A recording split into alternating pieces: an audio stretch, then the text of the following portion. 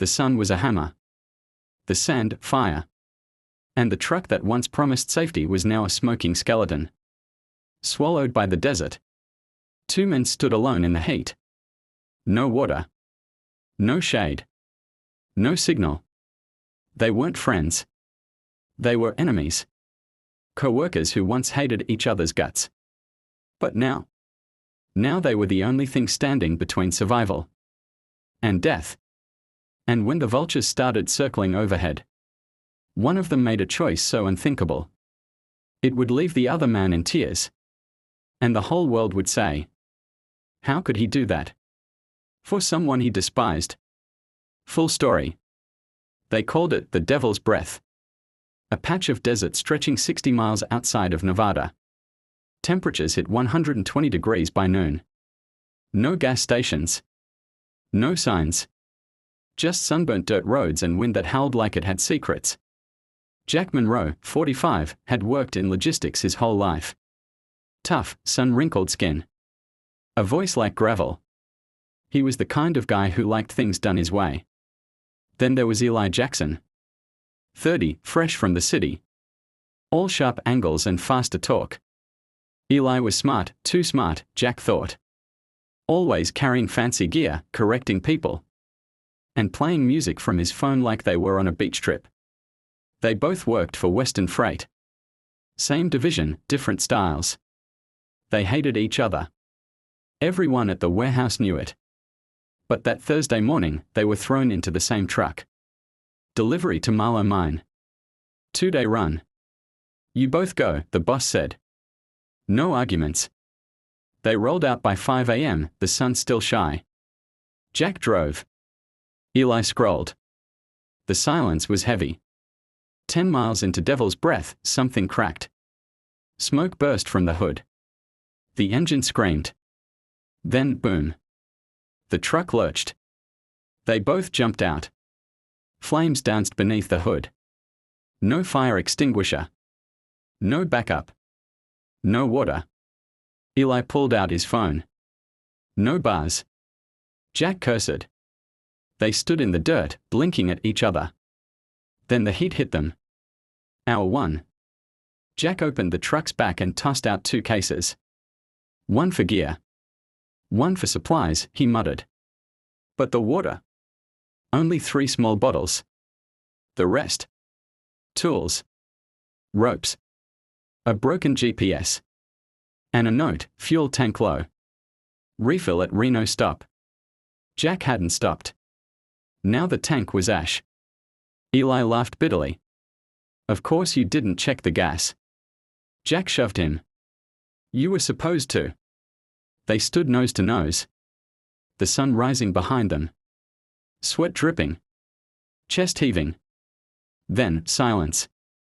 They knew this fight wouldn't save them. Hour 3. They walked east. Jack carried the tools. Eli carried the bag. Their boots sank into sand like wet concrete. Miles stretched like years. No sound but wind and breath. Vultures began circling. Hour 6. The heat was unbearable. Jack's lips cracked. Eli's cheeks blistered.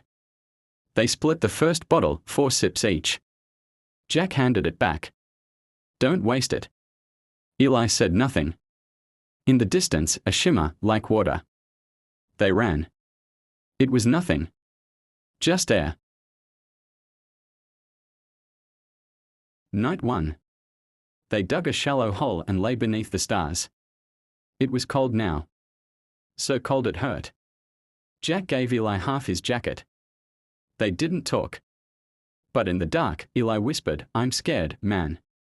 Jack didn't answer. But he didn't roll away either. Day 2. They kept walking. No water. No food. No hope. Jack stumbled. Fell hard. Didn't get up. Eli bent down, checked his pulse. Still beating. Barely. Get up. Eli shouted. Jack's eyes flooded. Leave me, he said. You won't make it carrying dead weight. Eli looked at the sky. Then at Jack. He slung Jack's arm over his shoulders. and dragged him. Step by step. Day 3. Eli was hallucinating.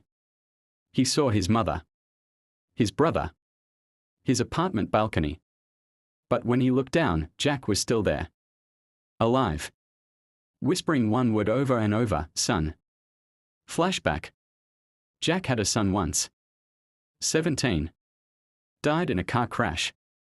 He blamed himself. Hadn't spoken about it in years. But now, in the haze of heat and pain, that guilt returned. So when he whispered, son, he wasn't talking to Eli. But Eli didn't know that. He just kept dragging. Day 4. Eli collapsed. Sand filled his mouth. He couldn't move. Couldn't breathe. Jack, barely conscious, crawled toward him. Ripped open the last water bottle.